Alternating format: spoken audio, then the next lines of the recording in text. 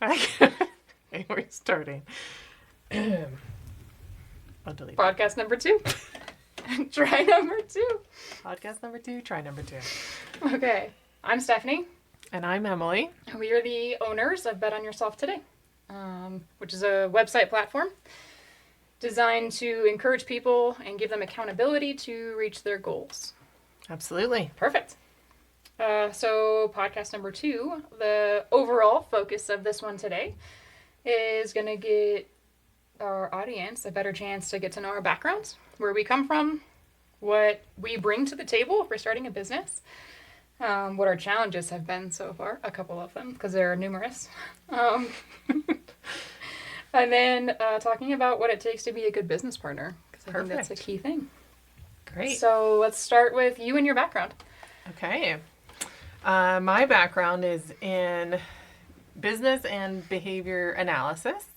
So my original career, I started back in 2010. I started my first non-profit business. So my first LLC I started in 2010, and we provide behavior therapy to children with autism using applied behavior analysis. I have my doctorate in ABA, and I've been in that field for a really long time and seen a lot of really great progress. Our company that provides behavior analysis is still going and it's thriving. It's actually up in Alaska. We are in Colorado, and I absolutely love that field. I have learned a lot over those 14 years being in business ownership and entrepreneurship, and I have a great business partner with that company as well. And so I've learned a lot about what it means to pivot and what it means to have an idea of what you want your company to look like, but being flexible so that you're actually meeting what the market needs and not just being so set on what you think it should be, that you get tied into that idea of what you want your company to be. So I think for Bet on Yourself Today, what I'm really excited about is being able to bring that field of human behavior analysis into a more generalized population and make it accessible for everybody that just is looking to better their health and their wellness by helping set personal goals and using the principles of reinforcement and behaviorism to really drive that motivation and help set it up so that we're encouraging people through that science to meet their goals. I love that you use the word pivot, because pivoting is so important, and the flexibility. Yeah. And we'll talk in podcast 3 about perfection and how that's a constant target, not just a static target. But so those 2 words really stood out to me in what you just said. Awesome. How did you get involved in behavioral health? Behavioral health, that's not it. Yeah. Yeah, okay. I started in behavioral health right out of high school. Like, I stumbled into it.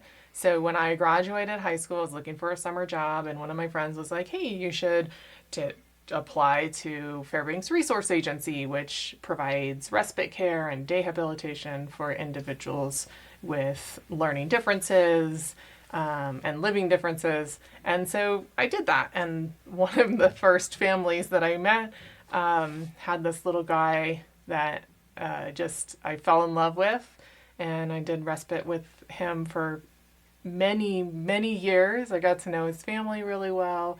His mom and I really hit it off, and we met with a company out of Connecticut, so way on the other side of America. And they came in and they introduced me to the field of behavioral analysis. Incredible. Yeah. Seeing you go to different conferences and stuff through the last year and a half, basically, it's really cool to see how that field in general all come together from across the entire U.S. Yeah. And you have the same goals in mind, and you have the same ways of doing, not the same ways of doing it, but the same, like, end goals and objectives and things like that throughout. So it's really cool to see you go to these conferences and learn and speak Yeah. at them. Yeah.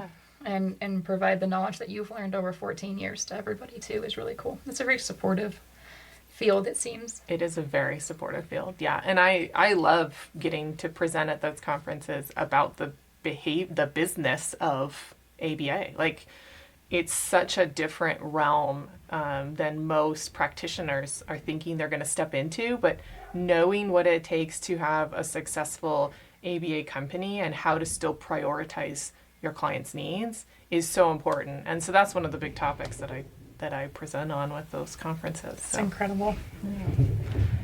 So tell us about your background and your history, because you bring an equally powerful perspective to this company, and that's why I think it works so well. Thank you. So I work full-time as a paramedic for a fire department.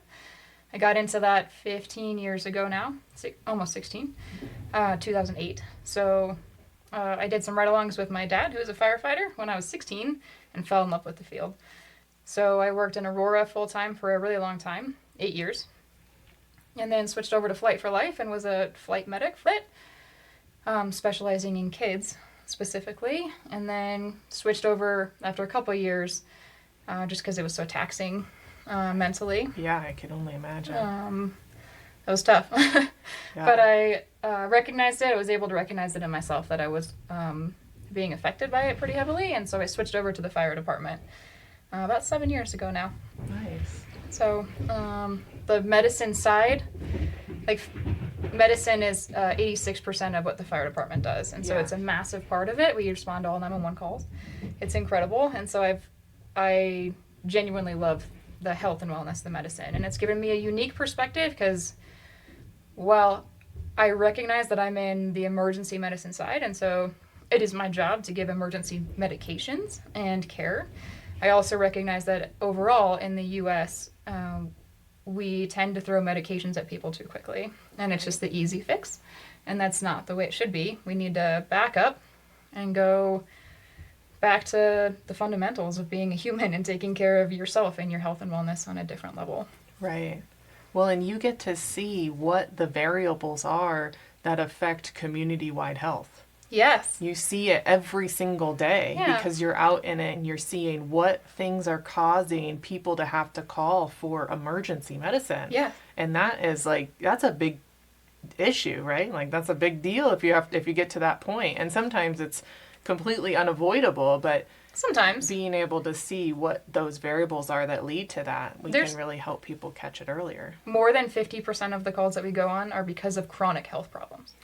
It's astronomical how much that is. And a lot of the calls, I mean, I work in a pretty unique area where a lot of our patients are elderly, and so it comes with chronic problems and stuff like that, but a huge amount of our calls are people that we've already been on and taken to the hospital, and they're readmitted within 30 days. Wow.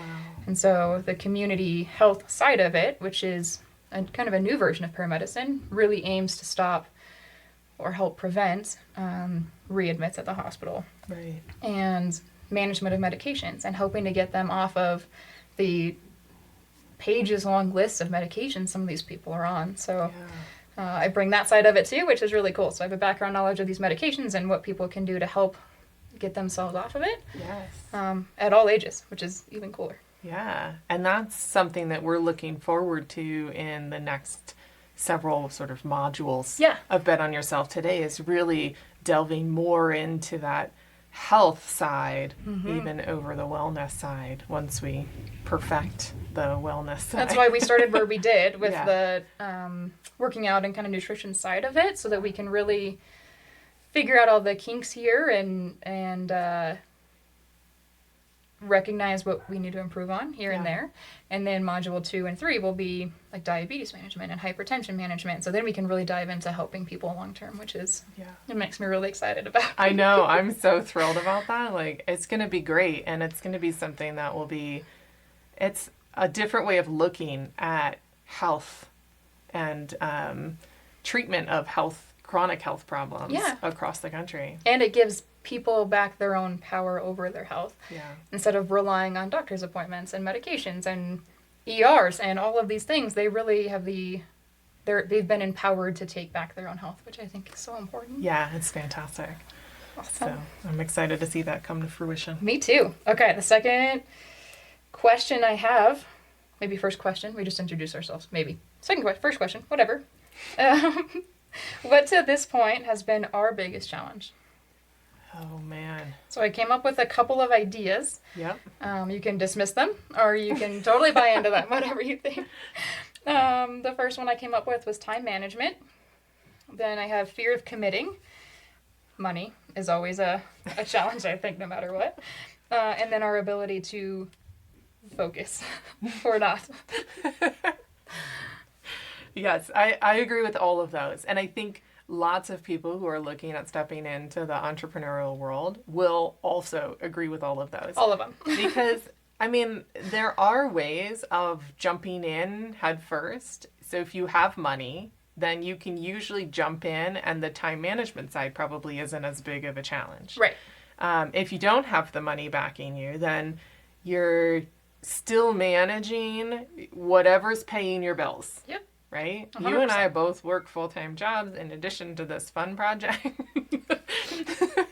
And so you have that side of it, is adding that time management and figuring out. I think one of the things that we've really focused on doing is using our rule following ability and setting agendas and coming up with what is it that we want to meet at this meeting. Really breaking it out and having goals that we can meet for that meeting. And you and I are both really hard-headed, so we will meet those goals, even if it means that we're spending 3-4 hours. Yeah, really hammering into whatever it is that we have to accomplish. They really all go hand in hand, because bringing that up, like, we are super hard-headed and we are going to reach our goals. And so not only does it affect our time management with 3 to 4 hour meetings twice a week versus the 2 that we really scheduled, we just kind of make it flexible. It also means that we will redo projects to our expectations. Yes. So like we had 3 or more attempts at the planner before we released it. And one of the attempts was starting all over from square one with a different program. Yes. So we didn't give up. No. But it took months for us to get through that, I think, and purely because we're hard-headed, probably. Most people would have given up on that. There was so many hours. Yes. I like to term that as tenacious, because it has a better, a more positive outlook. But it's really just being hard-headed. Yeah. And then you touched on the idea of being attention challenged. Yep. I love that. That's great. Yep, 100%. And we definitely have that. I think, though, that there's some ways that that's proven to be good for us, because it's taken us down rabbit trails that we wouldn't have otherwise accomplished. That's absolutely true. So the planner, that was one of our rabbit trails, and that was because maybe we were a little misfocused for a little while. It's a 3-month rabbit trail. Yeah. But it led us to Nick, who's now building out our main site. Yeah. So, and you can share how that came to fruition. Yeah. So we designed this entire hardbound planner because I couldn't find one I wanted. And Emily's like, well, just make one. And I was like, what? We can do that? And then we did. A lot of hours, but we did it. We made our own planner that better fit my needs, our needs. And then I had posted on Facebook in just one of the business groups, I think, for the area, that we were looking for a publisher that can spiral bound our planner for us, because we didn't love the options we had with like Amazon. Right. And then the publishing one that we had looked at previously for a quote was so expensive that I was looking for other options. And Nick actually messaged me directly and said, I would love to build this into an app for you. And so we met with him for dinner, I guess pizza, one night to figure out what his background was and who he was. And he and his wife are amazing and really pitched an amazing product for us, which we went down for a few weeks and then we stopped because we didn't feel like our funds were best set there, since it was a 3-month rabbit hole and not our business. And we refocused. We were able to both agree to refocus and put Nick and those funds towards the true project, which is the Bet on Yourself Today Yeah. challenges and website and stuff like that. We're now 6 weeks into building. I think so, yeah. It's amazing. So we're halfway there. Yeah. And he's doing the website and the app for us, so it's going to be incredible. Yeah. And the work that he's showing us every week, he's so good at communicating with us and keeping us in the loop. And I love the work he's done so far for us. I can't wait to see the end result. Absolutely. Yeah. But if we hadn't gone down the rabbit trail, we would have never found him. I love it. You're absolutely right. So we used to live next to each other. We were neighbors. yeah. We were never very close friends. We just said hi in passing, and our kids hung out together. Mhm. And then a year ago, maybe a little over a year ago, we started down this endeavor together. Yeah. So in your mind, what does it take to be a good business partner? Communication. Okay. So I think you have to both be willing to give communication and receive communication.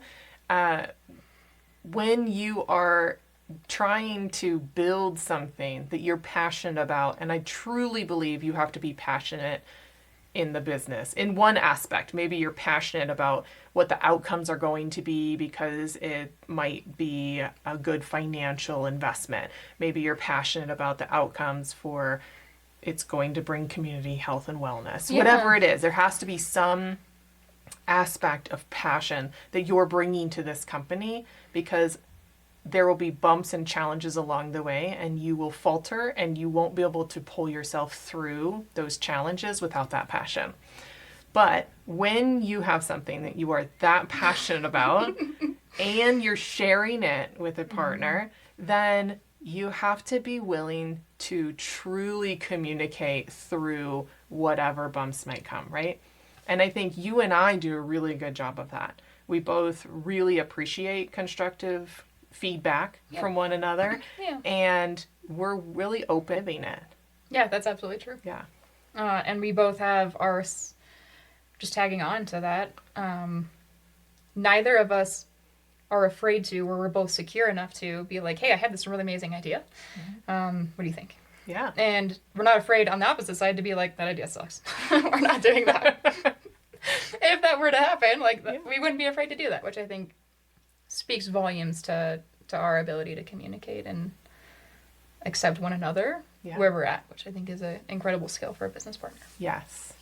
And then I think the other piece that you really have to find in your business partner, I mean, there has to be some genuine appreciation of each other's personality, so you can be around each other as long as you have to be, right? Like, yes. I think if you just really rubbed each other the wrong way, it wouldn't work. There's no way that would work. No way. But you're also looking for somebody that complements your work style. So I really look at very big picture, and I'm like, hey, there's this problem in the world that we should fix. And I have the tenacity on the other side, which you also do, to be able to pull through.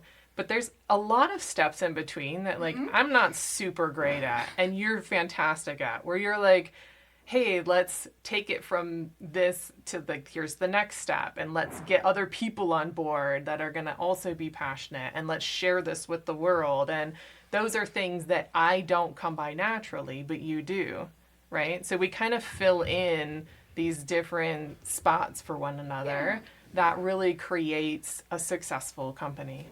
And even going further into how we complement one another, and we talk about it all the time, but I will bring to you this bare, raw thing and be like, I need you to make this beautiful. Because I'm not good at that. I'm not creative. But I can have a basic idea of something, or even as simple as the quotes you put on Facebook or whatever it is. And I can throw this crazy idea out there, and I'm like, I need your help making this what it needs to be. Yeah. So we complement each other really well that way. Yep. I have the basic black and white, and then you add color to it. Make it beautiful. I had a couple other thoughts on that. We talked about the same motivation level, that we're both pretty motivated through it and tenacious through everything. Oh, you also hit on my next point of belief in the business. We're both so passionate about this and what it brings to the world and how many lives we can help with it. So that was another point that I had. Patience with one another.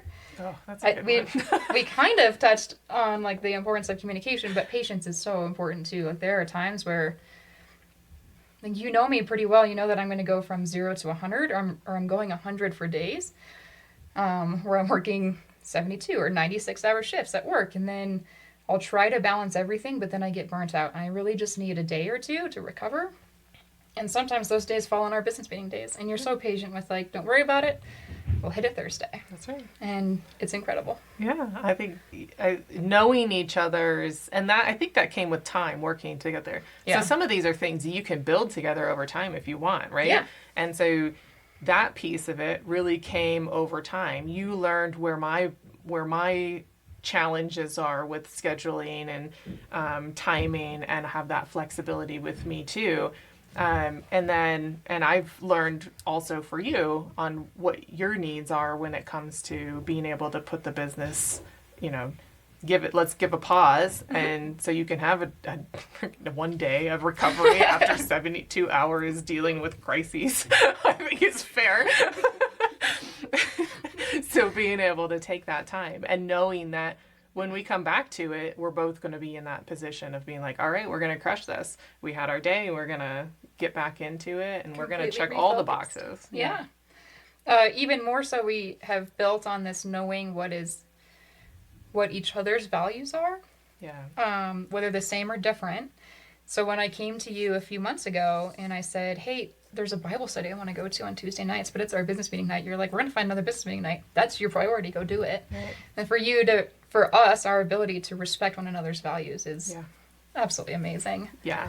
Yeah. I think that's really huge. And it speaks to, I think, going back to that, like, genuinely caring about the person that you're going to be building this thing that you're passionate about, because you both have common ground. Yeah. And working on the communication and knowing that there's going to be times where there will be challenges that will come up. But if we build that foundation earlier on and set those expectations and know that through it all, even when there's something that's really challenging, that we'll be able to talk through it, we'll be able to honor each other's values and honor each other's boundaries and time needs. Yeah. I think, that's how it'll be good for the long term. Absolutely. We've made such a strong foundation. I love it. Yeah. We hit the other ones. The other key points I had was balance, and you cannot be good at the same things. You have to balance one another out. So we hit on that. Yep. And then brutal honesty. Giving and receiving is just what you started with. The communication piece. We're not afraid to tell each other. Yes. And I think the other thing that you're really good at is getting brutal, honest feedback from other people. And I think that comes from, like, you really appreciate, like, I want to grow. You give that vibe off. Oh, good. And so I love that. people are willing to give you that feedback, and you seek it out. And so when we do our test runs on Facebook, or we did the 44-4 challenge, and you reached out to those people, like, they gave you really great feedback that we were then able to incorporate in. So it kind of goes that being brutally honest with one another, but also being willing to hear brutal, honest feedback from others. Absolutely. Yeah. Those are the end of my questions for today. Awesome. Yeah. Episode 2 in the books. Amazing.